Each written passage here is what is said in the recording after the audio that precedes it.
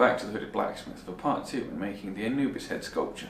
Today I hope to get the ears moved out into their proper alignment and then forged to shape, and hopefully put more definition into the eye sockets and then bringing out the nose. Let's get right into it.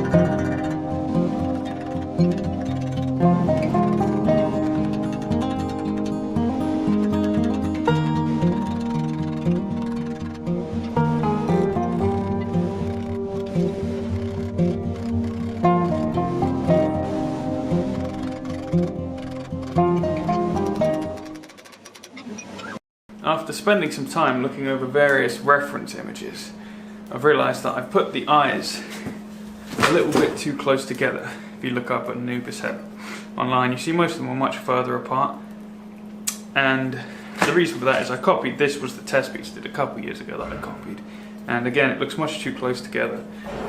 Not that this looks particularly bad, it's just a learning experience. So what I'll end up having to do with this one will probably be disc cutting a line straight down the centre of the brow and the centre of the eyes, and pulling the whole head apart slightly, then adding a plate in the middle to make the piece part better, because as it stands the brow is far too sharp of a slope down to make it more anatomically correct of a dog or a jackal. It needs to be wider apart with more of a gradual slope to the snout.